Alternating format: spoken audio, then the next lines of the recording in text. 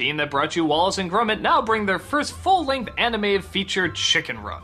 This is a movie all the critics went nuts for. It was well written, it was well animated, it was different, it had a unique story. And it's another one, honestly, I think just sort of falls into the okay pile.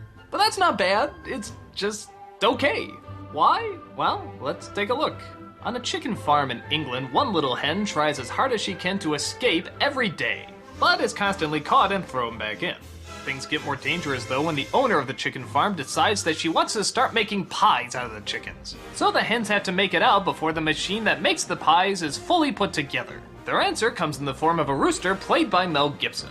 He claims that he flew into the pen and that he can teach the chickens how to fly as well. The only downside is his wing is broken, so he can't teach them right away. But he spends their time trying to verbally show them how to do it. But the clock is ticking away as they get closer and closer to Pie Day. It's a race to see if they can get out a la Great Escape style before the owner can turn them into mincemeat. It was really great seeing this animation team finally do a full-length motion picture, and showing that they can pull it off and still have it be very entertaining. Its comedy is a little different from, say, something like Wallace and Gromit, which was a little bit more quiet at times. This one is constant dialogue and constant visual jokes. But in a sense, it has sort of the same feel as Wallace and Gromit, as it's not always trying to make you laugh every second. It'll take time just to have a character breathe and talk about however they're feeling.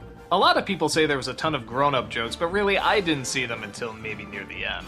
Great Scott, what was that? A Klingon captain! The engines can't take it! I guess the only main problem I have with it is that the story is a touch too predictable. I mean, once again, we're gonna have the liar revealed backstory, and it's not gonna be just brushed over either. It's gonna take up a good chunk of the third act with the characters moping and doping, and oh Jesus, I've gone on and on about this. I'm not gonna prattle anymore. Let's just say it's boring. And I don't think the jokes are quite strong enough to make up for such a lackluster part of the movie.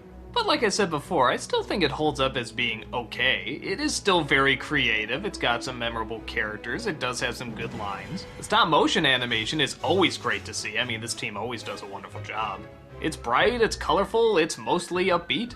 It's very imaginative at times, and it has one or two bits for adults too. Had it not gone for the liar revealed story arc and maybe thought a little bit more out of the box, I would have liked it a lot more. But I still think it's a decent flick. It's got just enough for kids and just enough for adults. I think it's worth at least a viewing.